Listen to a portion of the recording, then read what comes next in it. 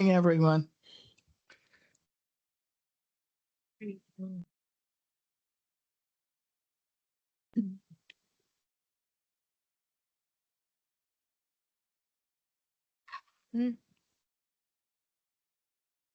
morning. The time is now 10:01 a.m. and I will call the meeting of the District of Columbia Board of Ethics and Government Accountability to order.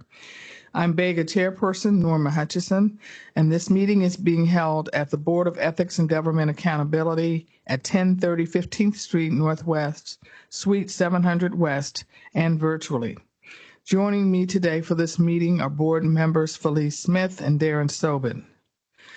Board member Charles Nottingham is going to try to join us virtually. Together, the three of us who are currently present constitute a quorum for this meeting. Is he? Okay, then there are four of us. Then the four of us constitute a quorum for this meeting. Since it was first posted, there have been no changes to the agenda, so I ask the board members present, please take a look at the agenda, and then we need a motion to adopt the agenda.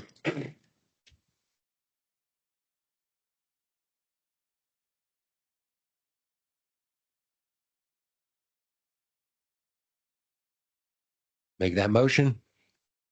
Okay, is there a second? Second. Okay, it's been moved and seconded that we adopt the agenda for today's meeting. All in favor, please indicate by saying aye. Aye. No, hearing no nays. Wonderful. Hearing none, the board has adopted the agenda for today's meeting. Next, before us are the February 2026 draft meeting minutes. Will a member please make a motion to consider approval of the meeting minutes from February 2026?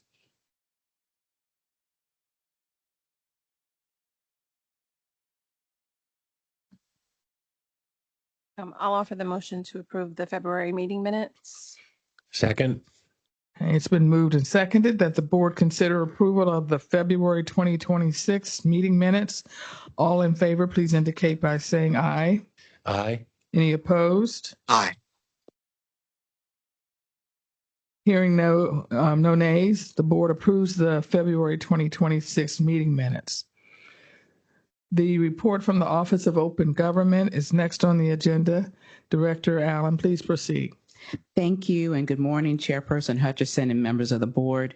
I am Niquelle Allen, Director of Open Government, and I am pleased to present this report on the activities of the Office of Open Government, or OOG. Our mission is to ensure that all persons receive full and complete information concerning the affairs of the District of Columbia government and the actions of its officials. Since the last board meeting, OOG has continued its work to ensure that the District of Columbia government's operations are transparent, open to the public, and promote civic engagement. To that end, OOG has enforced the Open Meetings Act, advised on the Freedom of Information Act's requirements, and provided training on those transparency laws. OOG has proudly served as advocates for an open and transparent government. Open Meetings Act and Freedom of Information Act advice. Advisory opinions. I have not issued an advisory opinion since the last board meeting. Informal advice. Since the last board meeting, OOG has responded informally via email, telephone, or teleconference to requests for assistance as follows: 8 requests for Open Meetings Act advice, 11 requests for Freedom of Information Act advice, and 13 requests for technical assistance with open-dc.gov. Meeting monitoring is next. OOG staff attends public body meetings in person and remotely to ensure compliance with the Open Meetings Act. They also inspect public bodies' websites and OOG's central meeting calendar for public meeting notices and records. OOG's attorneys provide legal advice on OMA compliance and take corrective action if necessary. Since the last board meeting, OOG's legal staff attended 14 public body meetings. As a result of the meeting monitoring, 4 corrective measures were communicated. The public bodies failed to, respectively, 1, publish a meeting notice, 2, publish an annual schedule of its meetings, 3, publish a complete meeting notice, which includes the OMA citation on the agenda for entering closed or executive session, and 4, failure to state a reason or reasons for entering into closed session of an open session of its meeting pursuant to the Open Meetings Act. Training and outreach. Open Meetings Act training for Commission on African American Affairs. On February 6, Attorney Skirbo facilitated an Open Meetings Act training for the staff and new members of the Commission on African American Affairs, which support the Mayor's Office on African American Affairs. Law and Economics Center, George Mason University, Privacy in 2026, What Changed and What's Next webinar. On February 11th, Attorney Skirbo and I attended Privacy in 2026, What's Changed and What's New webinar hosted by the Law and Economics Center at the Antonin Scalia School of Law at George Mason University. The webinar discussed major 2026 shifts in Federal Trade Commission and state privacy policies. Open Meetings Act training for boards of trustees for DC public charter schools. On February 26, Attorney Lelma facilitated an OMA training for boards of trustees for DC public charter schools. The training was the first in OOG's 2026 training series for public charter school boards. PLI litigation readiness for attorneys and paralegals, a roadmap to data preservation and legal holds. On February 24th, I completed this webinar. This course covered the essential steps for implementing effective legal holds to prevent loss of electronic evidence. Designed for attorneys and paralegals, it focused on practical strategies for preserving data, managing discoveries, and implementing legal holds. Litigation and legislative update is next. Litigation is first. American Wild Horse Campaign versus the U.S. Bureau of Land Management, case number 22-2972 in the District Court of the District of Columbia. This is a Federal Freedom of Information Act case in which the plaintiff, American Wild Horse Campaign, sued the U.S. Bureau of Land Management for attorney's fees and costs after the Bureau finished producing records in response to the campaign's FOIA request. The court held that an advocacy organization entitled to attorney fees after its FOIA lawsuit prompted a federal agency to complete its search and release of 3,500 pages of documents. The agency's shifting position showed that the production occurred only because of court orders and the plaintiff's effort. The court also found it unnecessary to determine bad faith to conclude that the agency lacked a reasonable basis for its delays, including its late response, motion to dismiss, and slow agreement to search terms. Plaintiff spent 36.2 hours drafting a 23-page opposition to a motion that challenged multiple aspects of its FOIA request. Fees for reviewing the agency's production were appropriate to confirm that nothing remained to litigate after nearly 2 years of litigation. The motion for fees and costs was granted and denied in part. A copy of the court's decision is in Dropbox. Chicago Justice Project versus the District of Columbia, case number 2022-CA-00175B in DC Superior Court. I previously reported on this case in which the Chicago Justice Project filed suit to compel MPD to release certain records concerning the gang tracking and analysis system in a dispute regarding an advance fee that MPD demanded for its FOIA review at a similar amount that CJP demanded in attorney's fees. On January 29th, the court issued an order denying both CJP's motion for in-camera review and the district's cross motion for enforcement of the settlement agreement. A remote status hearing was held on February 27th to discuss how the case will proceed. The parties are discussing an agreement and a status hearing has been set for May 1st. OOG staff will continue to monitor this case. Tarek, Plavick, and Millen LLP versus the District of Columbia, case number 2020-CA-003087B in DC Superior Court. This is an update on a lawsuit filed by TPM against the district under DC FOIA, alleging that the district failed to produce and post online various budget-related documents related to the Office of the State Superintendent of Education and the District of Columbia Public Schools. At the last board meeting, I provided details on the plaintiff's motion for contempt and for further injunctive relief. The court ruled on this motion on February 11th and issued an order granting it in part. On February February 26th, the court heard arguments for the motion for contempt. The court set a deadline of March 4th for the district to produce records with a status report to be filed by March 13th. A status hearing is set for March 17th. Copies of the order on the motion for contempt and the scheduling order have been added to Dropbox. OOG staff will continue to monitor this case. Next is legislation. Legislative action regarding the Body Worn Camera Regulation and Reporting Requirements Act of 2015, which is FOIA related. These two council measures expand the body-worn camera law to require faster automatic release to the public of key footage in serious incidents, going beyond the slower and more limited disclosure normally made available through FOIA. The resolution makes transparency default, not something only available after a FOIA request, and the bill's rarely expand the law, so body-worn camera footage must be released whenever an MPD officer is present during a serious use of force incident, even if the force was used by another agency like a federal officer. They also require the release of all names of law enforcement officers involved. Mayor Bowser sent a letter to the council before the legislative meeting opposing the legislation, expressing her view that these are federal matters appropriately handled by Congress.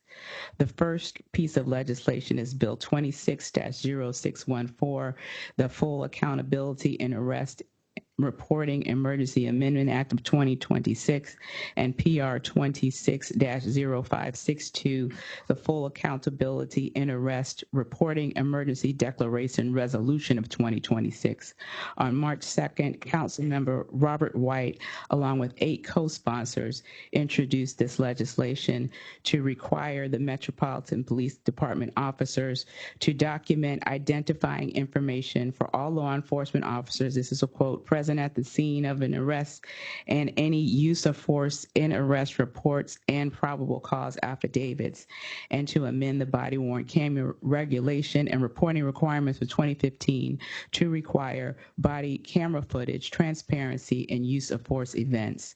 On March 3rd, the council voted unanimously to pass the resolution and the bill, both of which took effect immediately. Copies are in Dropbox of both. The next is Bill 26-0617, the Body-Worn Camera Transparency for Use of Force Temporary Amendment Act of 2026.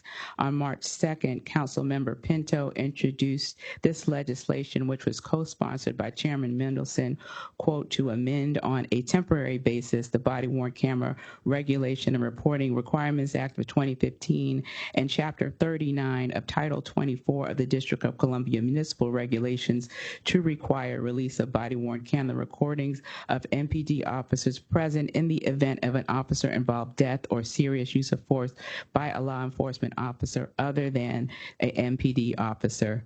The measure passed unanimously during the council's legislative meeting on March 3rd, and a copy of the bill is in Dropbox. Last are administrative matters. The FY 2027 proposed budget. On February 11th, Mayor Bowser held a public meeting with the D.C. Council on her fiscal year 2027 budget proposal expected in early April 2026. The budget faces a projected $1.1 billion shortfall, with rising costs far outpacing the district's $9.6 million in expected new revenue. As a result, Mayor Bowser is preparing for major program cuts, including previously unfunded FY 2026 initiatives and potential reductions to the Healthcare Alliance. Bega has been historically underfunded, especially as it relates to the Office of Open Government, so we do not anticipate any further cuts to our FY 2027 budget proposal. This concludes the Office of Open Government's March 5th, 2026 report. I'm happy to answer any questions the board may have. Thank you, Director Allen. Are there any questions for Director Allen? Okay. No questions, then we'll move on to the next item on the agenda, and that's a report from the Director of the Office of Government Ethics, Director Ashley Cooks. Please proceed. Good morning, Chairperson Hutcheson and members of the board. I'm Ashley Cooks, Director of the Office of Government Ethics. I'm pleased to present this report on the activities of the Office of Government Ethics, OGE. First is an update on the status of OGE investigations.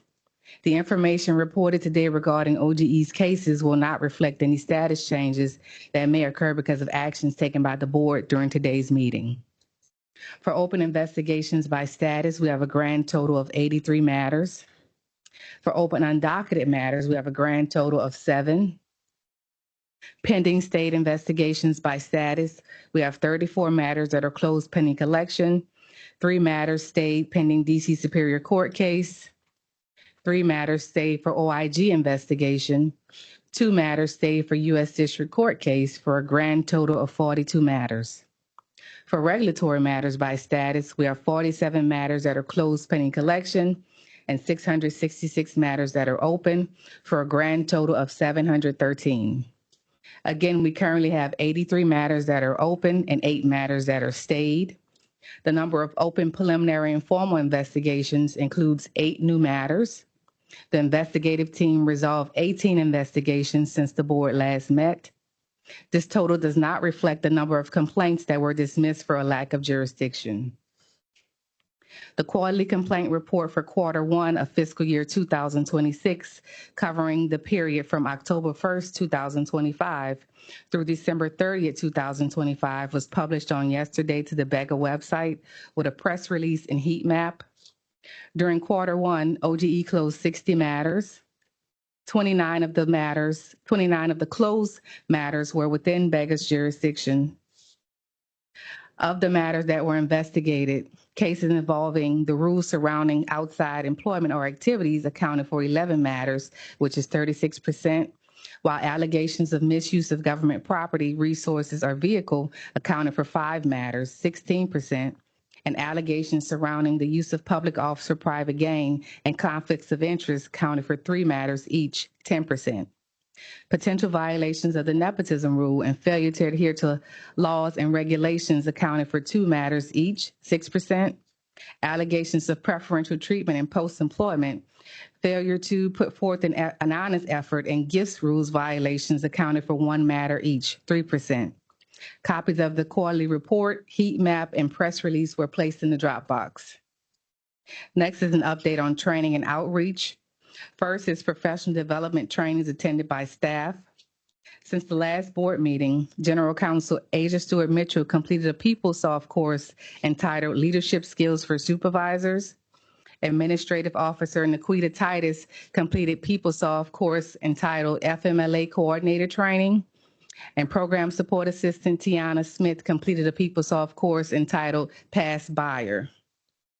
For trainings conducted by staff, since the last board meeting, OGE conducted 6 training sessions: the February monthly ethics training, the February monthly Hatch Act training, 2 new employee orientation ethics segments, and ethics training for the Commission on Arts and Humanities, CAH, and a virtual monthly brown bag session for ethics counselors.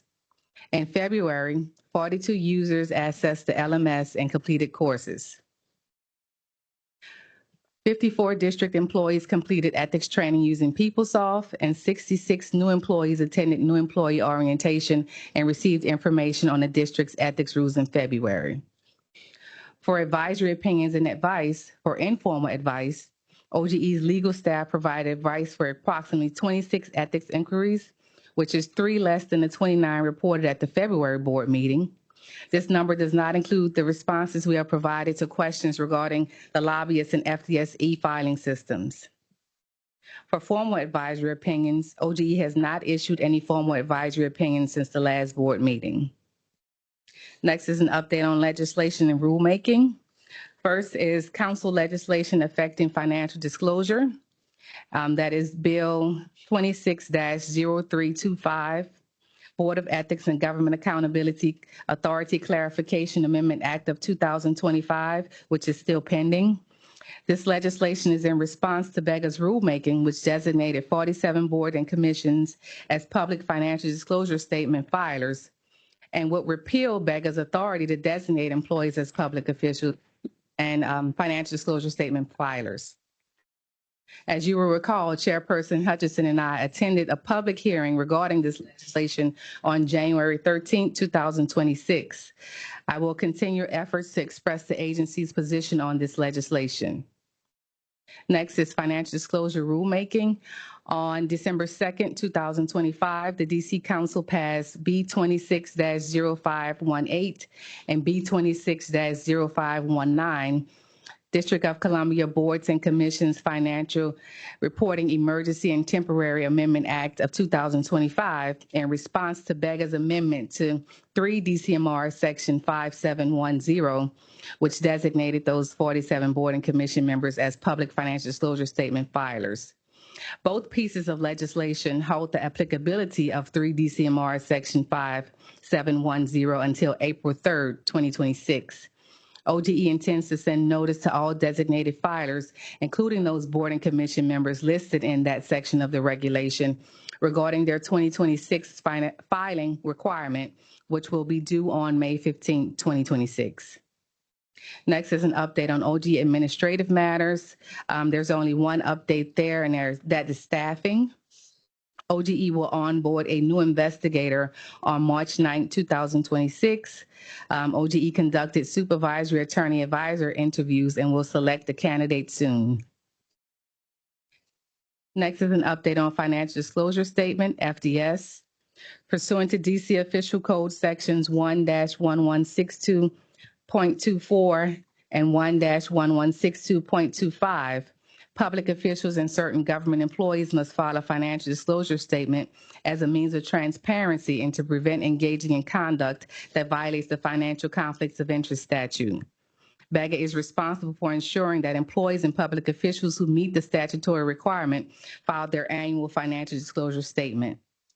We are excited to kick off FDS season 2026. The FDS team sent out the 2026 agency head memo, which is OGE's initial request for information and instructions that launches the financial disclosure statement season. The agency's filer lists were due to OGE on March 2nd, 2026, and we will send notification of this year's filing requirements on April 15, 2026.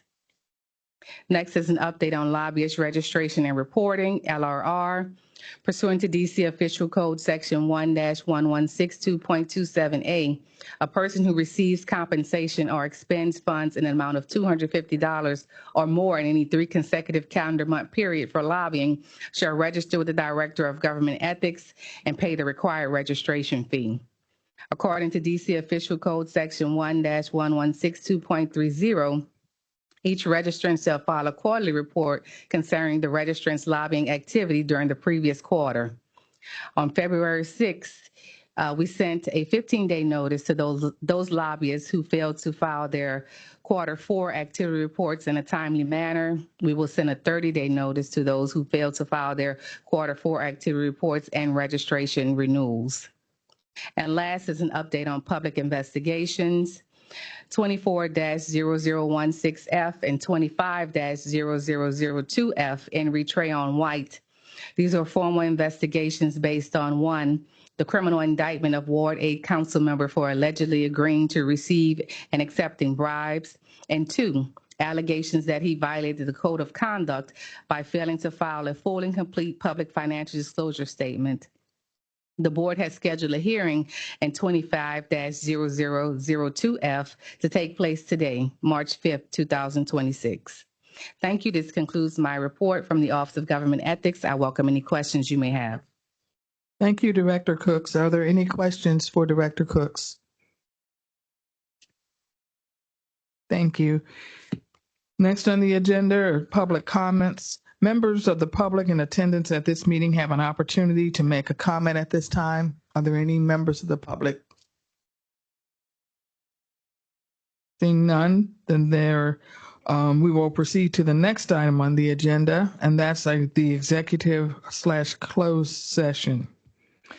This item is a closed session to discuss ongoing confidential investigations pursuant to DC Official Code Section 2-575B14 to consult with an attorney to obtain legal advice and to preserve the attorney-client privilege between an attorney and a public body pursuant to DC Official Code Section 2-575B4A, to discuss personnel matters including the appointment, employment, assignment, promotion, performance evaluation, compensation, discipline, demotion, removal, or resignation of government appointees, employees, or officials pursuant to DC Official Code Section 2-575B10, to deliberate on a decision in which the Ethics Board will exercise quasi-judicial functions pursuant to DC Official Code Section 2-575B13,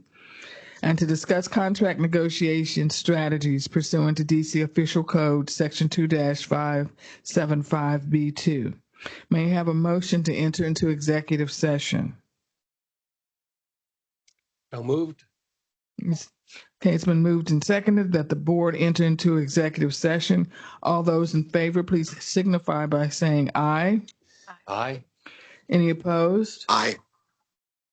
Any opposed? The motion passes unanimously. Board members, please move over to the boardroom for the executive session. We will return to this meeting after the conclusion of the executive session to report out on any matters decided, finish any other business, and adjourn the meeting. Thank you. And we are back on the record. This concludes the meeting of the DC Board of Ethics and Government Accountability for March. There are no matters to report out. The next monthly board meeting will be held here at the Board of Ethics and Government Accountability at 1030 15th Street Northwest, Suite 700 West, and virtually on April 2nd, 2026 at 10 a.m. Thank you. We're adjourned. Thank you.